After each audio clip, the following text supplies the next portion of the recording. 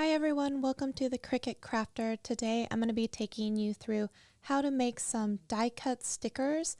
And the difference between the die cut and the kiss cut is die cut is the little border all the way around, whereas the kiss cut sometimes sticks and doesn't go through the back of the sticker paper. So I'm going to go ahead and select a couple of uploads that I recently did. These are from Creative Fabrica. And if you're interested in the same ones, I can link the set that I am using in the description. They're the baby animals. They're really cute. Now, also with this is a little bit more complicated. I'm trying to do what this easy peel, I believe it's called. So there's a little border around the outside edge so that it makes it easier to take your die cut sticker. So I'm just placing some of these baby animals on the screen. You can see I have 4. And then I'm just spacing them out so that I have a little bit more room to see. And another thing I'm going to do, I will be changing the blank canvas size, the background to a color like a gray, just so that it's a little easier later to see some edges when I do some of the other things I'm going to be doing. But you can change it if you select that blank canvas. Now I'm going to add a shape. For a lot of the print and cut, you do, unless you trick your Cricut, you are going to need to put it to 6.75 by 9.25. And then after you do that, you probably want to hit the little lock icon so that it stays that shape. Otherwise, if you pull on some of the corners, it can mess up. I didn't do that, but just FYI. And then I send it to the very back so that the stickers are on top of it. Now you're going to see I'm just going to place my stickers so that they're all in it. And as long as your stickers fit inside of this box, it should be easy when you go to the print and cut because it's going to arrange it for you, but I like to try and arrange it. So the first thing we're going to do is set an offset. I usually do about 0.1 or 0.12. You'll see now there's a little blue outline around my little animal, and I'm going to hit apply. Then the next thing I'm going to do this lots of times, but I'm going to change the color of my offset so you can see it. And you're going to be able to see it have an outline of white instead of that blue, which is really hard to see. So it does have the offset on it. So you can see the group on the side where it has the print then cut, where it has my little elephant. You can see now I changed the outline to black, but I'm going to change it to white, because I think it looks a little bit cuter. And also there's a trick later I'm going to show you, which we'll get there. Okay, so the next thing I'm going to do is I'm going to make sure that the offset and everything, it should already be fine, but I'm just going to go ahead and center them so there's no mistake. You probably don't have to do that, but do that, and then I hit attach so that they're together. Now I'm going to go to the offset and add an additional offset, and you're going to see the next one is black because I haven't changed the color yet, but now you see it's white. You're going to see later when I try to do an offset, sometimes there's a hole in the center of your background offset, and so there's a couple of tricks. You can either try and do the tool where you take the contour and get rid of it.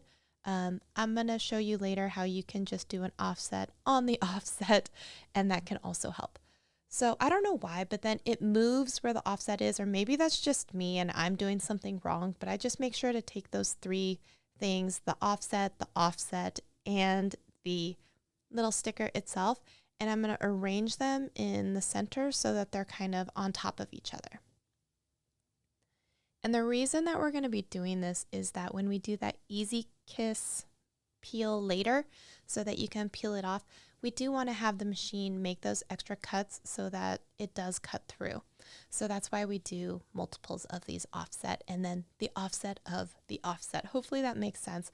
We're going to go through these steps again. So again, we're going to, on now the zebra, do the offset. It defaults to black. I'm going to change it to white. And you're going to see it has the little white zebra, which is all filled in, which is great, which is what we want. We take those 2 items and we're going to flatten them. I was assuming this time that they were centered, but if you wanted to be sure, you could go in and center it again. Now this time you see there's a little weirdness with the zebra that came through when I do the offset of the offset, and the center is all broken, and that's not what we want, right? We want it to be solid, otherwise it could get confused later on. So what we're going to do is we're going to go backwards one step, and then when you see that it has the zebra offset itself, I'm going to have to unflatten it so I can get my layers back. And then you see the little zebra there. So I'm going to take this off so you can see the zebra. It's filled in, it's fine. So I'm going to do an offset on the zebra offset. I know that sounds funny, but when you do it sometimes on the offset and not on the offset with the zebra picture attached on top or whatever attached on top, it just sometimes makes it better. So you'll see now when I do the offset, it's completely filled in. I hope that makes sense. Then I'm going to make sure that they're all selected and do that center alignment so they're all how they should be. But then I'm going to go back, and those two, the zebra and the white original offset, I'm going to flatten them. Then the other ones, I am going to attach them and change. I will eventually change the color of the little extra offsets from black to white. So each group animal is going to have multiples, right? We're going to have the animal, and we're going to have the first offset flattened, and then we're going to have additional offsets behind that. So it's just going to depend whether or not the animal offset in this case is going to leave you with a solid one or a one that had spaces in it like you saw. So you're going to see in some of these cases, I just go ahead and create additional offsets off the first offset instead of waiting for them to be centered and then offsetting. Hopefully you know what I mean now. So I'm going to do this a whole bunch of times, and I think it's kind of self-explanatory as I'm doing, but you let me know if you have questions, if I missed any steps, or if you have questions on the steps that I'm doing in the comment section. But you'll see this is another group now of 4. I've got the 2 that have been flattened, and then I've got the 2 additional ones. So I'm going to do this one last time. We're getting really good at this. And I will say it's a really good idea that when you're doing this, you can set up all of these layers and files and then save this project so that you can just come back, so that you only have to do this hopefully once, and it takes a little time in the beginning, but then after that it will be fine. So you're going to see I'm closing up my groups as well. So at the end there will be 4 different groups like this. The animal, the offset originally that have been flattened, and the 2 offsets behind that have all been changed to white. I'll go ahead and align these last ones. Make sure that they're flattened and they're in the right order, and then I have to bring my layers together so that I can close up my group.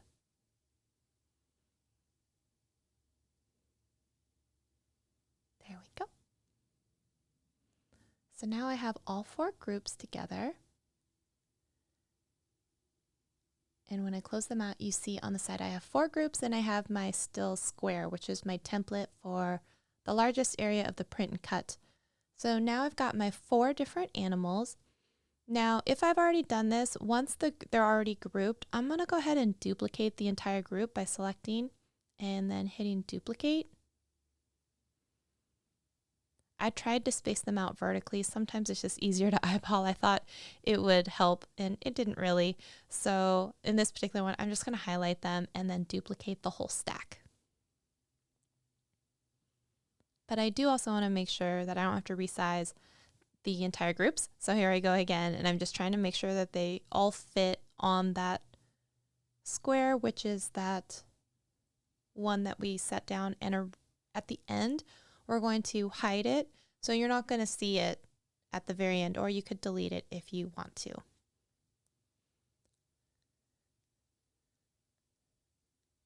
So I've duplicated, and I think that I was going to shrink it down one more time so that I can get 12 stickers total. Now, one thing, you don't have to spend a ton of time trying to arrange them maybe on the mat, because I have found that you could spend all this time doing it And then the Cricut is automatically going to do a lot of this anyway to try and save space. So as long as you're pretty close and keeping it within the confines, it seems like Cricut is pretty smart in changing it, but you're going to see me here messing with it for a little bit. And then I do go later and I try to hide the square, and I think I even hit make it a couple of times just to see how the stickers are going to be lined up based on how Cricut is going to do it. Then I'm also closing up all of my groups just so that I can keep it a little bit cleaner on the side. You don't have to do this. It was just for my for me trying to keep it easier in my head.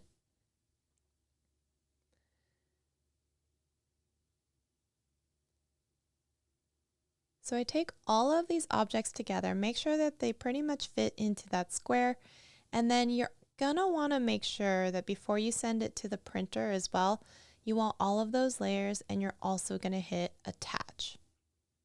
You don't want to flatten. This particular time you're gonna go ahead and hit attach.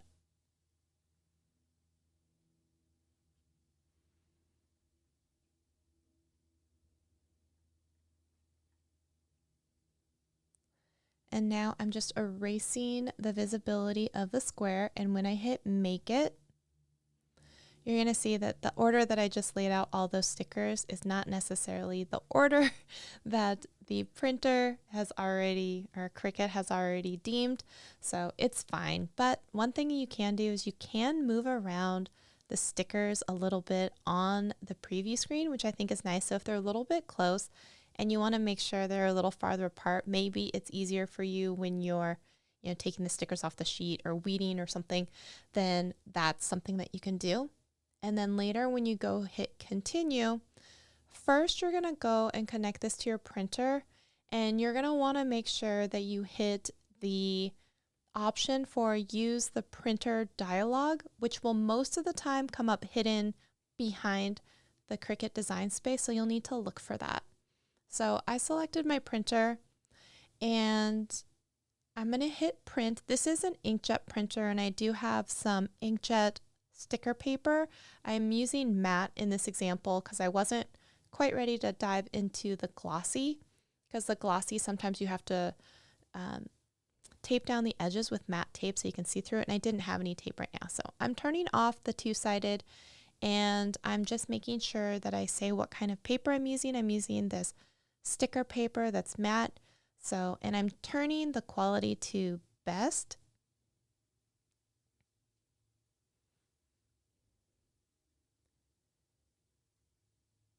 And I'm just double checking that all of my settings are how I want them.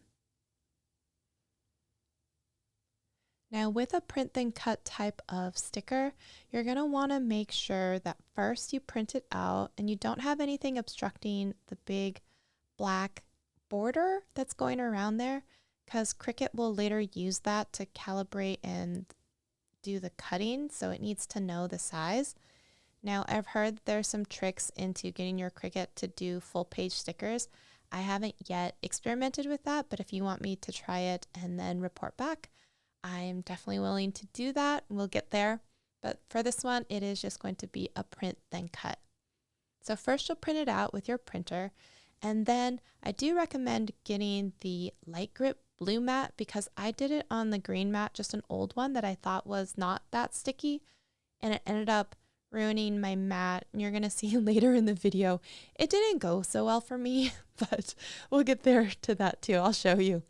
And then I did play around with the printer paper type settings when I did the Cricut, and I think I just need to play around with it a little bit more, because I think that it just didn't go as well as it could. So I would, if you can, I would recommend practicing sometimes, maybe even doing like a small batch, because you don't want to use your best paper and waste it.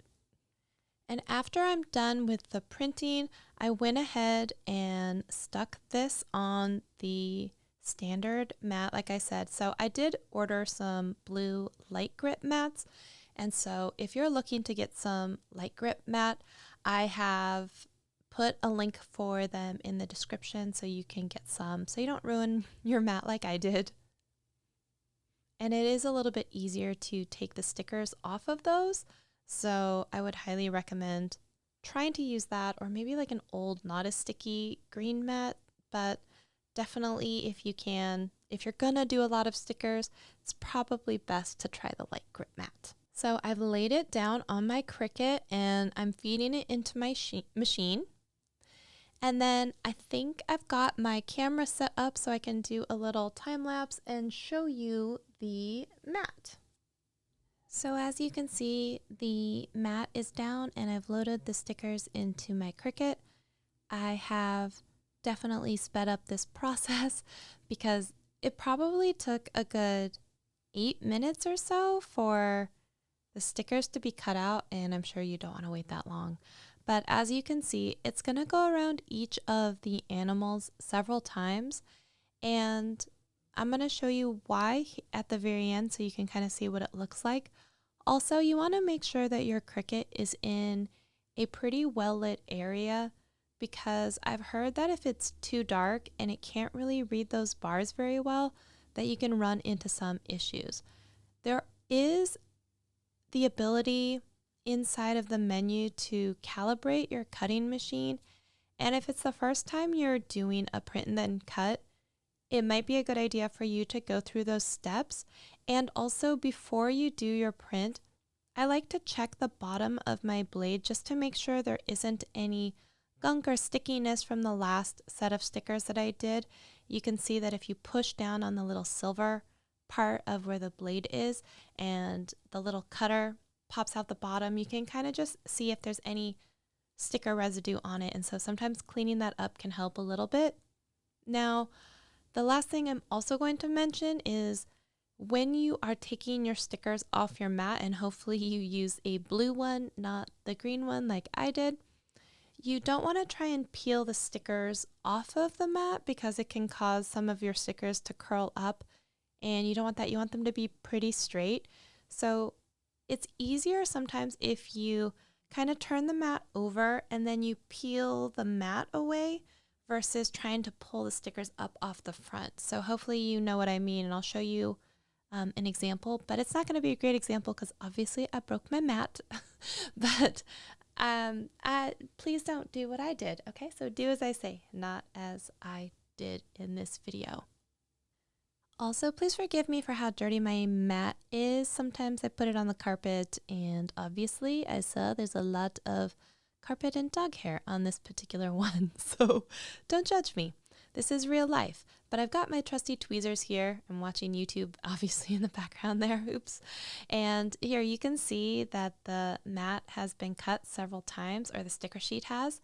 And so it looks like 3 times. And I want to show you why. Obviously, my blade pressure was a little much too. That obviously had something to do with the problem. But here I flip over the sheet and then I peel the mat backwards. And some of the stickers will stay on, some of them will come off, and then you could use your spatula as well to kind of get some of them off the front. But like I said, try and peel the mat backwards. And then let me show you what some of these stickers look like. And again, this is die cut because it went all the way through. It's like an individual sticker versus the kiss cut. So let me show you one of the stickers here, and let me also use my little pointy tweezers. I'm going to take off that outside edge. So there's still a little bit of the sticker back paper on the outside edge, and then you'll be able to peel the sticker off a lot easier. And this is so much nicer because it's such a pain trying to separate the sticker paper from the back. So if you give that little edge, it's just that little extra benefit that is super duper nice for anyone receiving the stickers. Especially, I had been giving them to like a child, and I figured the mom would really appreciate it if the kid could actually get the sticker off themselves. I also want to play around with trying to do an entire sticker sheet because I know how kids love that, and then trying to do the kiss cut so you can just peel the stickers off. But here is my little zebra, and then let me show you one here. I'm going to try and take that outside edge off. So I'm going to show you here one where I peeled the outside edge off, this easy peel, and one where you haven't done that and you would have to peel it off yourself. That's why we have these additional attachment of the extra offset. So now hopefully it all makes sense for you. And if you're a little kid, hopefully receiving these stickers, you'd much rather have the easy peel than the other, where you have to try and figure out how to get them apart. And if you're a mom or a dad, I'm sure you would appreciate it as well. See, so you have that little bit of offset with the sticker paper, and then you're able to get the sticker off. And then here's one that hasn't been peeled yet, but that's why you do the additional offset, and then it makes it easier to peel off. I know this was a really long video. If you have any questions, please let me know. I'm not a Cricut expert. I'm a Cricut enthusiast, but I'll definitely try and help you out. I learned a lot when trying to make these and trying to make it better for the next time around. So if I could be helpful for you, I really hope you enjoyed this video. If you did, I hope you will like and subscribe to the channel so I can see you in another video very soon. Thanks everybody for watching. Good luck with all your crafting.